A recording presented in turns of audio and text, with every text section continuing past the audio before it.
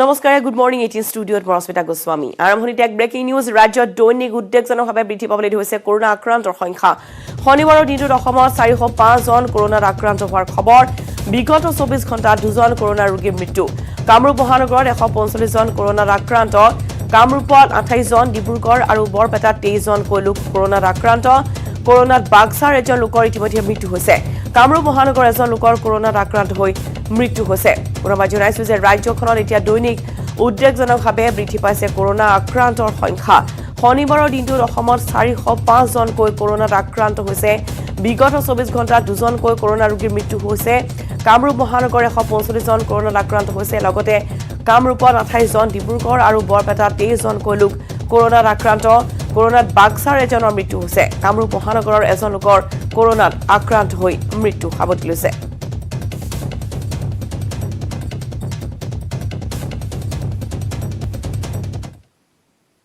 ইফালে তামুলপুৰ নাগৰিজুলিৰ এজন কৰোনাত আক্ৰান্তৰ মৃত্যু মৃত ব্যক্তিগৰাকী বাল্টিপাৰা গাঁৱৰ ছবিলাল খানাল কৰোনাক্ৰান্ত ছবিলালৰ জিএমচিএইচত মৃত্যু ছবিলালৰ সংস্পৰ্শলৈ অহা 8 গৰাকী লোক কোভিড পজিটিভ হোম আইসোলেশনত আছে 8 গৰাকীকৈ কৰোনা আক্ৰান্ত বাল্টিপাৰা আৰু গণেশপুৰ গাঁৱত কৰোনাৰ সংক্ৰমণ দেওবাৰে দুইখন গাঁৱতে সকলোৰে কৰা হ'ব কোভিড টেষ্ট পুনৰবাৰ জনাইছো যে তামুলপুৰৰ নাগৰিজুলিৰ এজন কৰোনা আক্ৰান্তৰ মৃত্যু হৈছে মৃত ব্যক্তিগৰাকী বাল্টিপাৰা গাঁৱৰ ছবিলাল খানাল কৰোনাক্ৰান্ত ছবিলালৰ জিএমচিএইচত ইতিমধ্যে মৃত্যু হৈছে ছবিলালৰ সংস্পৰ্শলৈ অহা 8 গৰাকী লোক ইতিমধ্যে কোভিড পজিটিভ চিনাক্ত হোম আইসোলেশনত ৰখা হৈছে 8 গৰাকীকৈ কৰোনা আক্ৰান্ত বাল্টিপাৰা আৰু গণেশপুৰ গাঁৱত কৰোনাৰ সংক্ৰমণ দেওবাৰে দুইখন গাঁৱত সকলোৰে কৰা হ'ব কোভিড টেষ্ট ডক্টৰে কোৱাৰ মতে কৰোনা হৈছে আজি ৰাতিপুৱা ডক্টৰ হিচাপত 5 জন হৈছিল এই কাৰ প্ৰব্লেম আছে উশাহ নিশাহত প্ৰব্লেম হৈছে অলপ প্ৰব্লেম আছে ডক্টৰে আপোনাক কি পৰামৰ্শ দিছে এতিয়া ডক্টৰে এতিয়া এই পেচেণ্ট ওলোৱাই দিয়া নাই তাৰ পৰা ডক্টৰে কৈছে ঘৰৰ মাজত ঘৰতে হোম কোৱাৰেণ্টাইন কৰিব ইফালে যোৰহাট আৰক্ষী 12 গৰাকী কোভিড পজিটিভ কৰোনাক্ৰান্ত 12 জন নিৰ্বাচনৰ দায়িত্বত নিয়োজিত আছিল ৰেপিড এন্টিজেন টেষ্টত 12 গৰাকী আৰক্ষী ইতিমধ্যে কোভিড পজিটিভ চিনাক্ত হৈছে পুনৰবাৰ জনাইছো যে যোৰহাট আৰক্ষী 12 গৰাকী কোভিড পজিটিভ কৰোনাক্ৰান্ত 12 জন আছিল নিৰ্বাচনৰ দায়িত্বত নিয়োজিত ৰেপিড এন্টিজেন টেষ্টত 12 গৰাকী আৰক্ষী ইতিমধ্যে কোভিড পজিটিভ চিনাক্ত হৈছে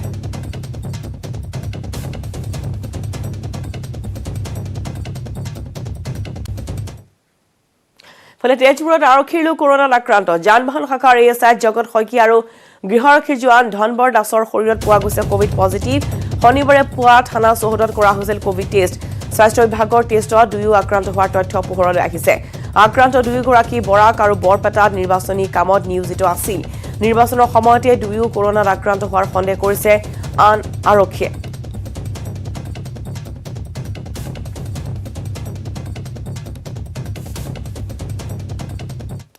আৰু ইতিমধ্যে গুৱাহাটী মহানগৰ বৃদ্ধি পাবলৈ ধৰিছে কৰোনা সংক্ৰমিত লোকৰ সংখ্যা চন্দ্ৰপুৰৰ দুগৰাকী শিক্ষাৰ্থী কোভিড পজিটিভ কৰোনাত আক্ৰান্ত চন্দ্ৰপুৰ হাইস্কুলৰ শিক্ষাৰ্থী ৰেপিড এন্টিজেন টেষ্টত ধৰা পৰিছে কোভিড পজিটিভ এসপ্তাহৰ বাবে চন্দ্ৰপুৰ হাইস্কুল বন্ধৰ নিৰ্দেশ দিয়া হৈছে কৰোনা সংক্ৰমণৰ আশংকাত বিদ্যালয় বন্ধৰ সিদ্ধান্ত গ্ৰহণ কৰিছে বিদ্যালয় কৰ্তৃপক্ষই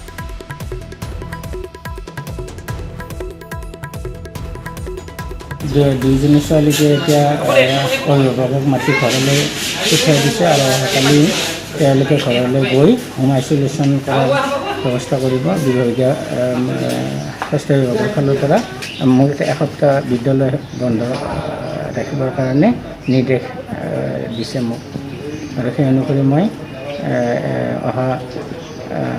অহাকালি ৰবিবাৰ তাৰপিছত ৰবিবাৰলৈ বিদ্যালয় বন্ধ ৰাখিম বুলি সিদ্ধান্ত লৈছে ৰাজ্যত এতিয়া হৰ্চ ট্ৰেডিঙৰ পৰিৱেশ হোৱা নাই এই মন্তব্য সৰুক্ষেত্ৰীৰ কংগ্ৰেছী বিধায়ক জাকিৰ হুছেইন সিকদাৰৰ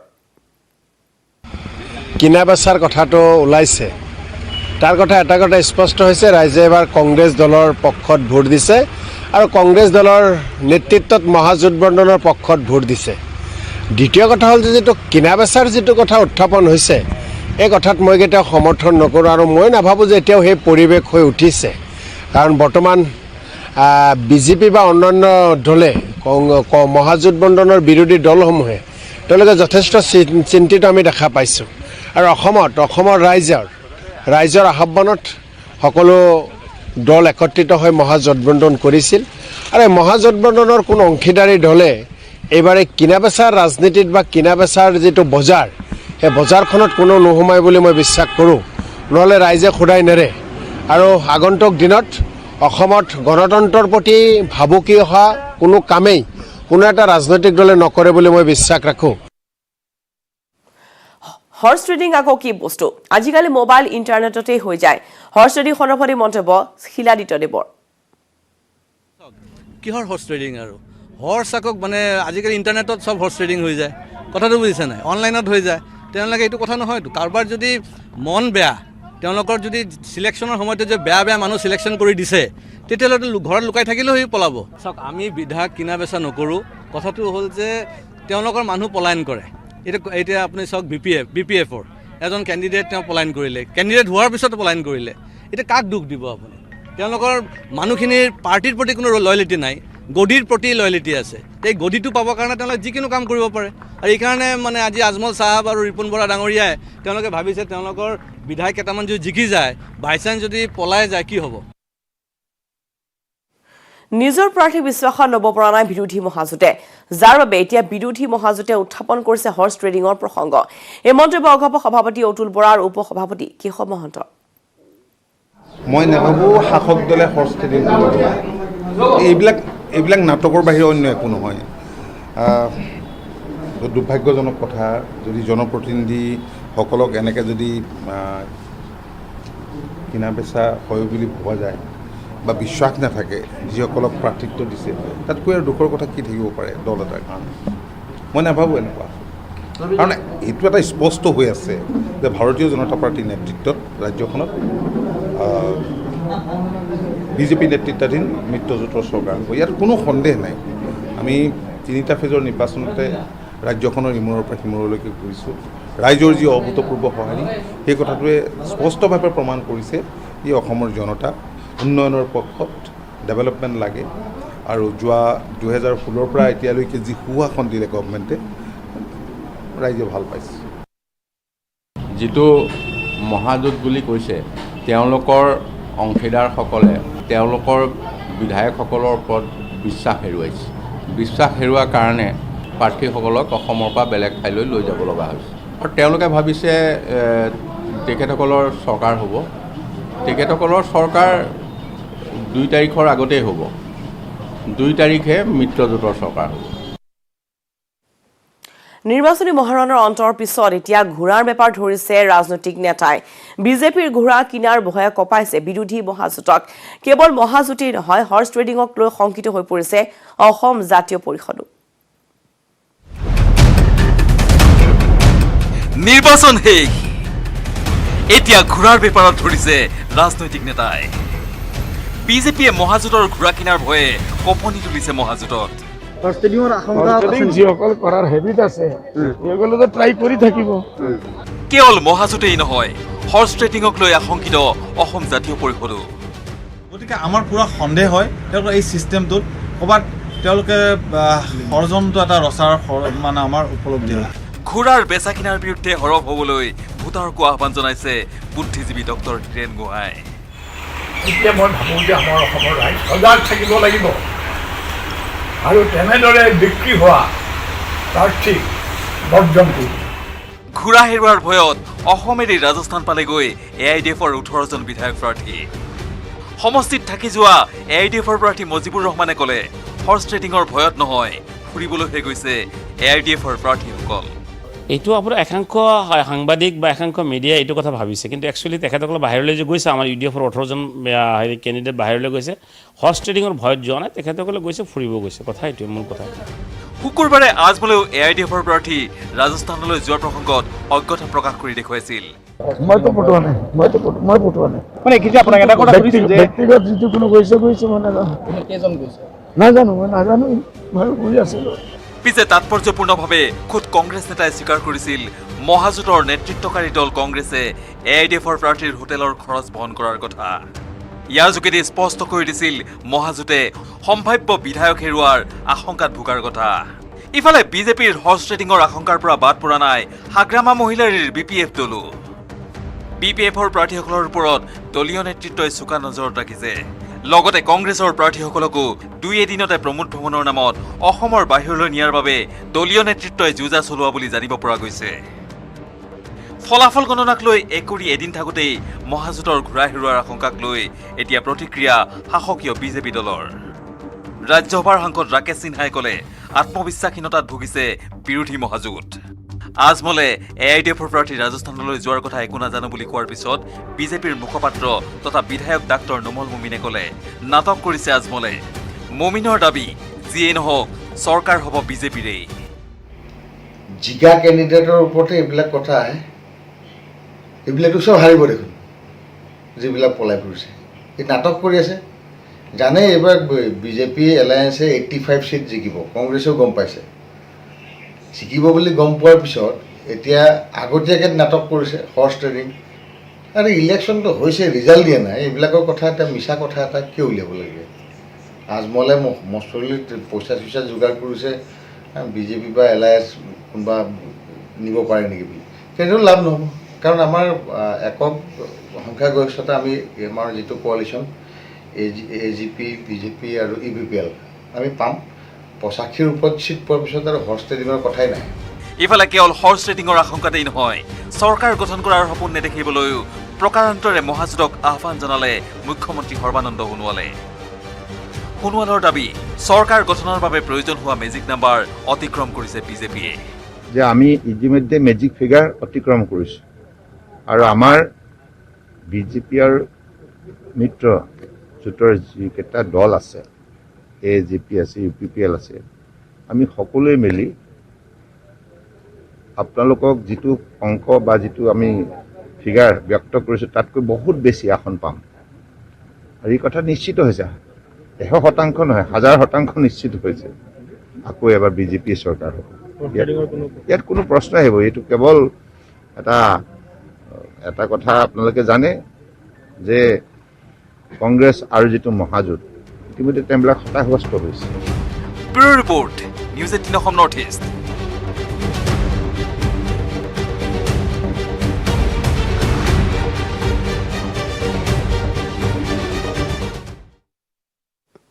জাগুনৰ 9 মাইলত এক ভয়ংকৰ পথ দুৰ্ঘটনা, শিল কঢ়িওৱা ডাম্পাৰত খুন্দাত দুখনকৈ তীব্ৰবেগী বাইকৰ। চিকিৎসালয়লৈ নিয়াৰ পথতে এজন বাইক আৰোহীৰ মৃত্যু হৈছে। নিহত বাইক আৰোহীজন হৈছে সুৰজিৎ বৰুৱা। গুৰুতৰভাৱে আহত অংকুৰ কলিতা নামৰ এজনক ইতিমধ্যে AMCHলৈ প্ৰেৰণ কৰা হৈছে।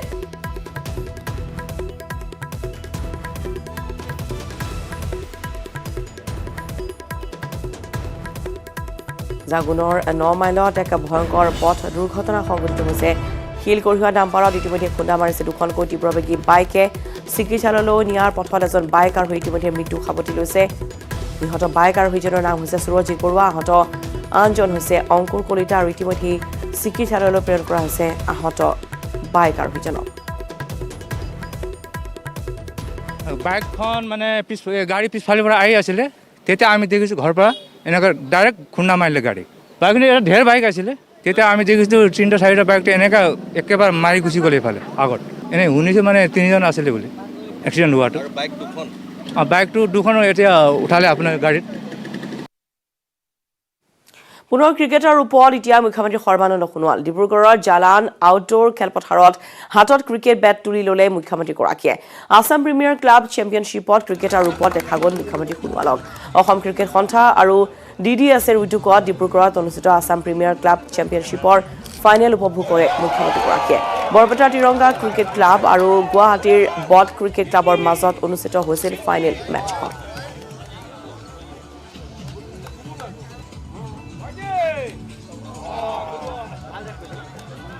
আৰু এনেদৰে ডিব্ৰুগড় জালান খেলপথাৰত ক্ৰিকেটৰ ওপৰত দেখিবলৈ পোৱা গ'ল মুখ্যমন্ত্ৰী সৰ্বানন্দ সোণোৱালক। আৰু ইতিমধ্যে আমি দেখি পাইছোঁ যে কেনেদৰে তেওঁ ক্ৰিকেটত বিভোৰ হোৱা পৰিলক্ষিত হৈছে। ক্ৰিকেটৰ ওপৰত এয়া ডিব্ৰুগড় জালান আউটডোৰ খেলপথাৰত হাতত ক্ৰিকেট বেট তুলি ল'লে মুখ্যমন্ত্ৰীগৰাকীয়ে। আছাম প্ৰিমিয়াৰ ক্লাব চেম্পিয়নশ্বিপত ক্ৰিকেটৰ ওপৰত এনেদৰে অৱতীৰ্ণ হ'ল মুখ্যমন্ত্ৰী সোণোৱাল।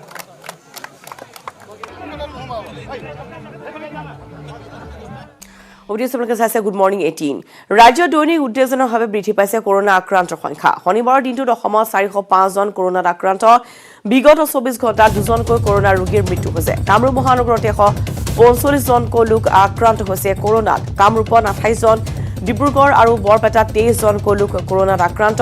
কৰোনাত বাক্সাৰ এজনৰ মৃত্যু হৈছে। কামৰূপ মহানগৰৰ এজন লোকৰ কৰোনাত আক্ৰান্ত হৈ মৃত্যু হৈছে মই জনাইছো যে বৰ্তমান ৰাজ্যত ক্ৰমাগতভাৱে বৃদ্ধি পাবলৈ ধৰিছে কৰোনা আক্ৰান্তৰ সংখ্যা শনিবাৰৰ দিনটোলৈ যদি চোৱা যায় শনিবাৰৰ দিনটোত অসমত সৰ্বমুঠ 405 জন কৰোনাত আক্ৰান্ত হৈছে বিগত 24 ঘণ্টাত দুজনকৈ কৰোনা ৰোগীৰ ইতিমধ্যে মৃত্যু হৈছে কামৰূপ মহানগৰত 145 জন কৰোনাত আক্ৰান্ত হৈছে এই মুহূৰ্তত আমি পূৰ্বতীয়া সম্প্ৰচাৰলৈ গৈছো আমাৰ সাংবাদিক বলেন ভট্টাচাৰ্য কাষলৈ অধিক তথ্যৰ বাবে বলেন আপোনাৰ কাষলৈ আহিছো আৰু এতিয়া দেখিবলৈ পোৱা গৈছে যে ৰাজ্যত ক্ৰমাগতভাৱে দৈনিক কেইবাগৰাকীও কৰোনা আক্ৰান্তৰ সংখ্যা বৃদ্ধি পাবলৈ ধৰিছে বৰ্তমান গুৱাহাটী মহানগৰীৰ কথা যদি আমি চাবলৈ যাওঁ গতিকে ক'ত ক'ত বেছি এবাৰ আক্ৰান্তৰ সংখ্যা দেখিবলৈ পোৱা গৈছে আৰু স্বাস্থ্য বিভাগৰ তৰফৰ পৰা আৰু কেনেধৰণৰ সচেতনতামূলক ব্যৱস্থা গ্ৰহণ কৰা হৈছে আপোনাৰ পৰা অধিক জানিব বিচাৰিছো এই সন্দৰ্ভত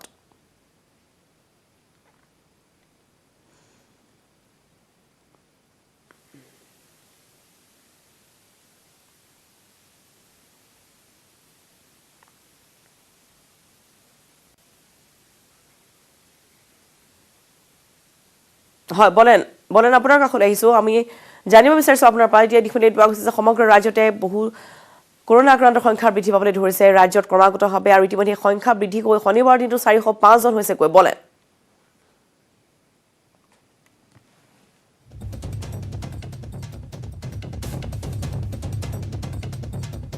আৰু বিগত 24 ঘণ্টাত ইতিমধ্যে দুজনকৈ কৰোনা ৰোগীৰ মৃত্যু হৈছে আৰু ইতিমধ্যে আমি জনাই গৈছো যে বৰ্তমান স্কুল কলেজ সকলো খোলা গতিকে তাৰ পিছত দেখিবলৈ পোৱা গৈছে যে কৰোনা আক্ৰান্তৰ সংখ্যা এতিয়া বৃদ্ধি পোৱাত অভিভাৱকসকলো কিছু চিন্তিত হৈ পৰা পৰিলক্ষিত হৈছে সমান্তৰালভাৱে যোৰহাটৰ কথা যদি ক'বলৈ যোৱা যায় যোৰহাটত ইতিমধ্যে কলেজসমূহত বৰ্তমান ৰেপিড এন্টিজেন টেষ্ট কৰা হৈছে য'ত ইতিমধ্যে 11 গৰাকীকৈ ছাত্ৰীৰ শৰীৰত কোভিড-19 পজিটিভ পোৱা গৈছে যিটো এতিয়া চিন্তনীয় বিষয় হৈ পৰিছে আৰু দেখিবলৈ পোৱা গৈছে যে এই চিম্পটমেটিক আছিল তেওঁলোকৰ অৰ্থাৎ কোনো ধৰণৰ ৰোগৰ লক্ষণ নাছিল কোভিড-19ৰ কোনো ধৰণৰ লক্ষণ নাছিল গতিকে সকলোকে এতিয়া সাৱধান হৈ থাকিবলৈ স্বাস্থ্য বিভাগে আহ্বান জনাইছে সমান্তৰালভাৱে আমি ইতিমধ্যে জনাইছো যে বিগত 24 ঘণ্টাত দুগৰাকীকৈ কৰোনা আক্ৰান্তৰ মৃত্যু হৈছে কামৰূপ মহানগৰত 145 জন কৰোনাত ইতিমধ্যে আক্ৰান্ত হোৱাৰ খবৰ কামৰূপত 28 জন ডিব্ৰুগড় আৰু বৰপেটাত বৰ্তমান 23 জনকৈ লোক কৰোনাত আক্ৰান্ত হৈছে বাক্সাত এজনৰ ইতিমধ্যে মৃত্যু হৈছে কৰোনা আক্ৰান্ত হোৱাৰ পিছতে কামৰূপ মহানগৰৰ এজন লোকৰ কৰোনাত আক্ৰান্ত হৈ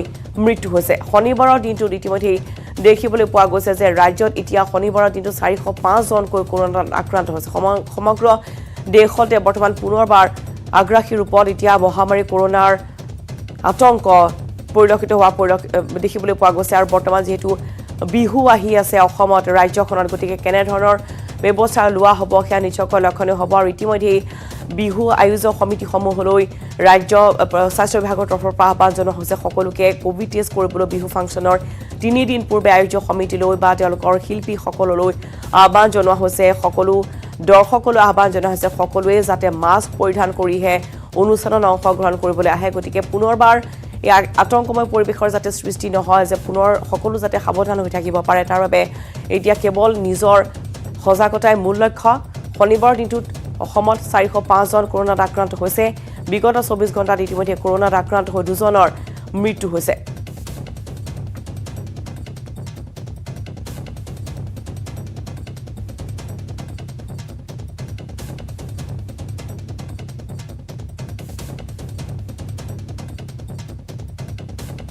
আৰু 2020 বৰ্ষৰ দৰে 2021 বৰ্ষৰ বৰ্তমান এতিয়া দেখিবলৈ পোৱা গৈছে সমগ্ৰ ৰাজ্যতে ক্ৰমাগতভাৱে কৰোনা আক্ৰান্তৰ সংখ্যা বৃদ্ধি পাবলৈ ধৰিছে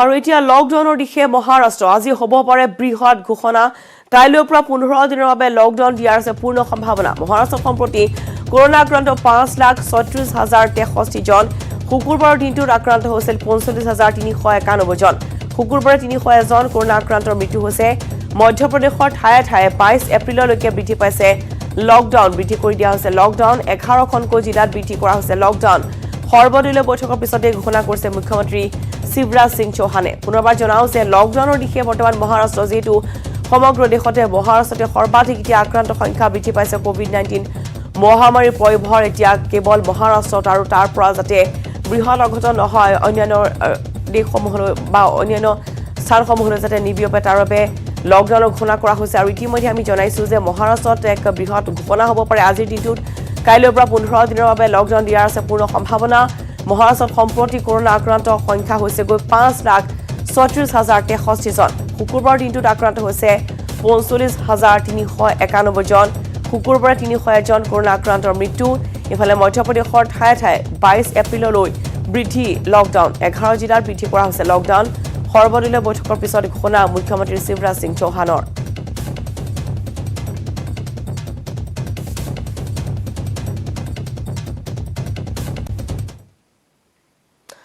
জখলাবন্ধা আৰক্ষীৰ জালত পৰিছে দুৰ্ধৰ্ষ চোৰাং চিকাৰী ধৃত দুই চোৰাং চিকাৰী গৰৈমাৰীৰ আব্দুল লতিফ আৰু উবাইদুল্লাহ খণ্ডকাৰ ধৃত দুয়োৰে পৰা মোবাইল ফোনৰ লগতে জব্দ কৰা হৈছে বহু আপত্তিজনক নথিপত্ৰ 2018 বৰ্ষত বাগৰি বনাঞ্চলত এটা গড় হত্যাৰ লগত জড়িত আছে দুই চোৰাং চিকাৰী পূৰ্বেও আৰক্ষীয়ে গ্ৰেপ্তাৰ কৰিছিল আব্দুল লতিফক শেহতীয়াকৈ কাজিৰঙা ৰাষ্ট্ৰীয় উদ্যানত গড় হত্যাৰ পৰিকল্পনা কৰিছিল ধৃত দুই চোৰাং চিকাৰীয়ে এই তথ্য লাভ কৰাৰ পিছতে শনিবাৰে আৰক্ষীয়ে আটক কৰিছে দুই চোৰাং চিকাৰীক জখলাবন্ধা থানাৰ ভাৰপ্ৰাপ্ত আৰক্ষী বিষয়া নিপু কলিতাৰ নেতৃত্বত আৰক্ষীৰ এটা দলে চলাইছিল এই অভিযান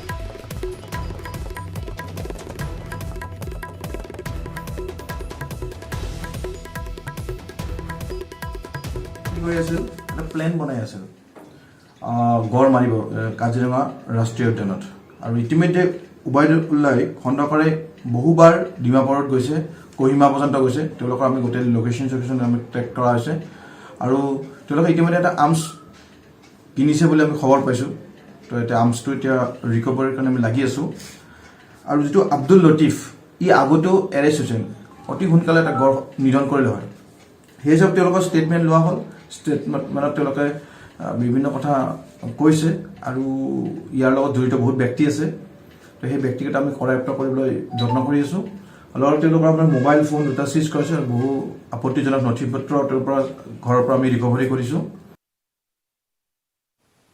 লাহৰীঘাট আৰক্ষীৰ বৃহৎ সফলতা তিনিচুকীয়াত গুলীসহ এজনক আটক কৰা হৈছে .5.303 ৰাইফলৰ গুলীসহ এজনক আটক কৰা হৈছে ধৃত লোকজনৰ নাম হৈছে ৰফিকুল ইছলাম লাহৰীঘাট থানাত ৰফিকুলক মাৰাথান জেৰা আৰক্ষীৰ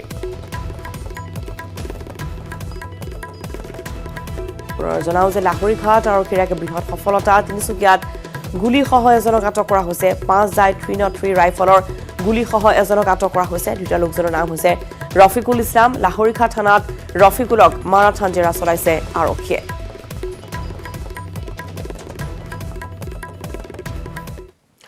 আছে মুম্বাইৰ খবৰ মুম্বাইৰ বৰিভেলিত শিহৰণকাৰী দুৰ্ঘটনা দ্ৰুতবেগী যাত্ৰীবাহী বাছে মহতিয়াই নিলে এগৰাকী স্কুটি আৰোহীক বৰিভেলিৰ পূব দৌলত নগৰ অঞ্চলত সংঘটিত হৈছে এই দুৰ্ঘটনা য'ত তাতে নিহত হৈছে স্কুটি আৰোহীগৰাকী নিহত যুৱকজনৰ নাম হৈছে অমন যাদৱ চিচিটিভিত বন্দী হৈছে শিহৰণকাৰী পথ দুৰ্ঘটনাৰ সমগ্ৰ দৃশ্য উৎসৱ হোটেলৰ সন্মুখত ৰখাই থোৱা এখন চাৰিচকীয়া বাহনৰ দৰ্জা খোলাৰ সময়তে নিয়ন্ত্ৰণ হেৰুৱাই ৰাজপথতে বাগৰি পৰে স্কুটি আৰোহীগৰাকী তাৰ পিছতে যাত্ৰীবাহী বাছৰ পিছৰ চকাই মহতিয়াই নিয়ে যুৱকজনক আৰক্ষীয়ে যুৱকজনৰ মৃতদেহ উদ্ধাৰ কৰি প্ৰেৰণ কৰিছে মৰণোত্তৰ পৰীক্ষালৈ ঘটনাৰ সন্দৰ্ভত স্থানীয় আৰক্ষীয়ে অব্যাহত ৰাখিছে তদন্ত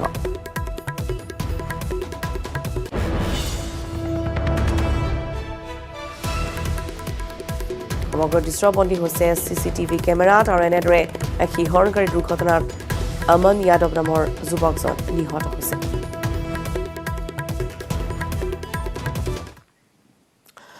আৰু পুনৰ ৰাজ্য খবৰ স্বাস্থ্য বিভাগৰ নিৰ্দেশনা অনুসৰি নিশা 11 বজাত সামৰিব লাগিব বিহুৰ অনুষ্ঠান এছঅপিত নিৰ্ধাৰিত বিহু অনুষ্ঠানৰ এই সময়সীমাক লৈ প্ৰতিক্ৰিয়া প্ৰকাশ কৰিছে অভিনেত্ৰী বৰষাৰাণী বিষয়াই সাংস্কৃতিক অনুষ্ঠানৰ ক্ষেত্ৰত বান্ধি দিয়া সময়সীমাক লৈ পুনৰ বিবেচনা কৰিবলৈ চৰকাৰক আহ্বান অভিনেত্ৰীগৰাকীৰ লগতে কিছু এৰা ধৰাৰ মাজেৰে বিহু কমিটিসমূহক নিয়মসমূহ মানি চলিবলৈ আহ্বান জনায় বৰষাৰাণী বিষয়াই আনহাতে নাগৰিকত্ব সংশোধনী আইন সন্দৰ্ভত পূৰ্বৰ স্থিতিত অটল বুলি মন্তব্য কৰে অভিনেত্ৰীগৰাকীয়ে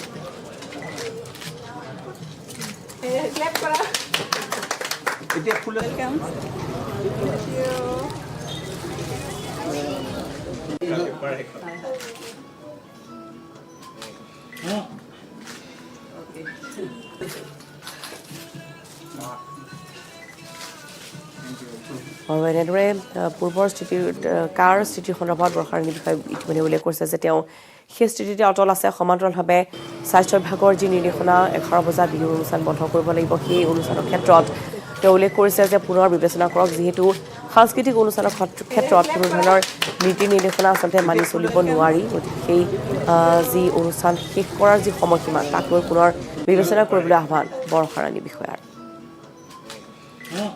স্থিতি এই আইনখন কেতিয়াও আমি মানি ল'ব নোৱাৰোঁ এই আইনখনক লৈ এতিয়া চৰকাৰ হওক গঠন তাৰপিছত আকৌ আলোচনা হ'ব কি হয় ক'ভিডে আচলতে ক'ভিডৰ সন্ত্ৰাস শেষ হোৱা নাই এইটো আকৌ এটা ৱেভ আৰম্ভ হৈছে গতিকে মোৰ অনুৰোধ ৰাইজলৈ যাতে আমি যিমান পাৰোঁ যিখিনি সাৱধানতা আমি অৱলম্বন কৰিব লাগে নিজৰ স্বাস্থ্য নিজৰ জীৱন নিজৰ হয় গতিকে আমি সকলোৱে নিজে নিজে সজাগ হোৱাটো উচিত আৰু চৰকাৰৰ কৰণীয়খিনি চৰকাৰে কৰিবই বাকী আমি নিজে কিমান পাৰোঁ সাৱধান হ'ব পাৰোঁ সেইটো আটাইতকৈ প্ৰয়োজনীয়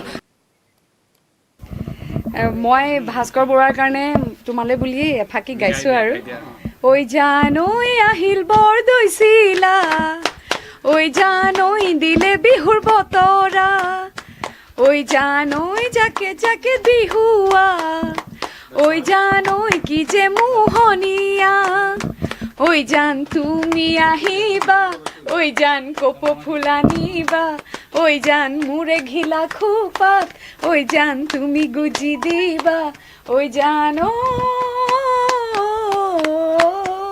এতিয়ালৈকে দেউতাই দিয়ে প্ৰথম পাহ কপৌ ফুল চাওঁচোন এবাৰ ভাস্কৰ বৰুৱাই চেষ্টা কৰি পায়ে একদম বিচাৰি মেলি আৰু আনি দিব লাগিব যেনে দূৰ দূৰৰ পৰা পাহাৰ বগাই আনি দিব লাগিব পাহাৰ বগাই বগাই চিনেমাই কপৌ ফুল আনি দিম ধন্যবাদ সকলোলৈকে মই আগন্তুক ৰঙালী বিহুৰ মই নহয় আমি দুয়ো একেলগে শুভেচ্ছা জ্ঞাপন কৰিলোঁ আনন্দৰ সুখৰ আৰু সমৃদ্ধি